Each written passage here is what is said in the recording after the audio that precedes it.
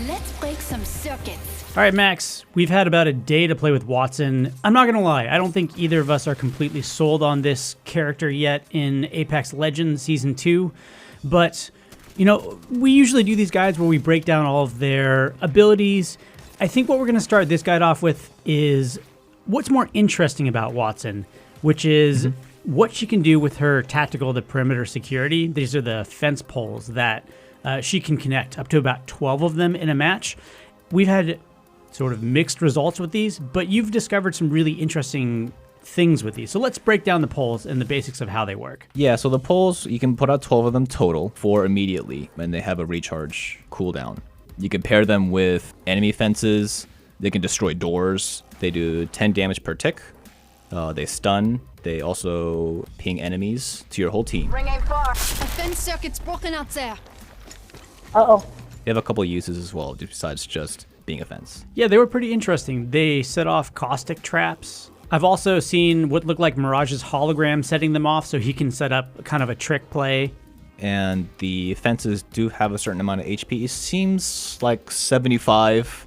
They don't have any hit marker numbers per se on how much HP they have, but the fences do have a pretty small amount of HP and can be shot and destroyed by enemies. Yeah, I think that was a big question we had going into Season 2 was, can you destroy the fences? And the answer is, yeah, pretty easily.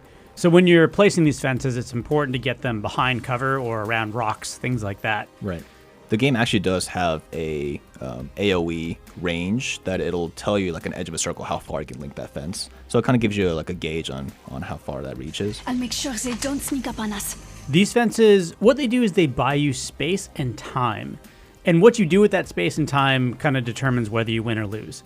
Yep. So we've had some good examples where, like, I was able to hold a room for quite a long time in a 1v3 situation and revive my teammate. Now, we eventually succumbed just because they had more resources outside of the room than we did inside of the room. They have to go through it or they have to shoot it, one or the other. So it's going to either hear gunshots or you're going to either be known when they walk through it. So it's definitely just something just like similar to gas traps. It's area denial. So let's talk about characters that counter her sort of pole strategies. What characters get around it? So Wraith, Octane, Pathfinder, to name a few. Obviously Void, the grapple can go over it. Octane's ult, you could just jump right over it. I mean, that may put you in a bad situation because you're in enemy lines. But, you know, that is a way to get into the enemy's face if they are hiding behind the fences, you know, to heal up or to revive a teammate.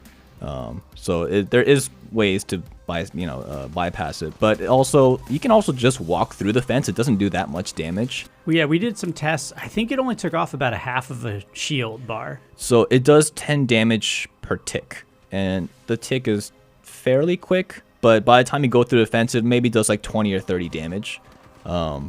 More than anything, in the middle of a firefight, that's bad. But just on its own, if you just need to get somewhere and the fence is in the way, you can just walk through it and just shield cell it off. It's not a huge deal. Her passive is the Spark of Genius, which allows her to get an interception pylon out of each ultimate accelerant, which is very useful. She can hoard ultimate accelerants and then use them all at once if she wants. Her playstyle is definitely not a fragging playstyle. It's definitely more defensive. And that really ties in well when you have her ultimate, which is Interception Pylon, which zaps throwables out of the sky, grenades, Bangalor's ultimate, Gibraltar's ultimate, and also recharges your fence tactical.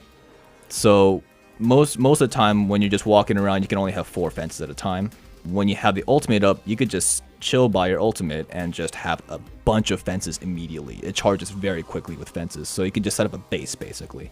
So I've had a pretty good success rate having just like one area is like a defended. I just have a pylon in the middle and I just set up a whole bunch of fences and they just came in towards me because we were in the middle of the circle. So that's when she kind of shines, is her defensive tacticals. But offensively, the only way I use her fence offensively is to fence a downed enemy in so they can't really move. We've tried. Yeah, it's sort of worked. Sometimes it downs them, sometimes it just at least fences them off, so it's harder to get enemies to revive them. So it's just more pressure on the enemy, which is great. But it's like the old sniper tactic of setting somebody up as bait. Yeah, exactly. It's not.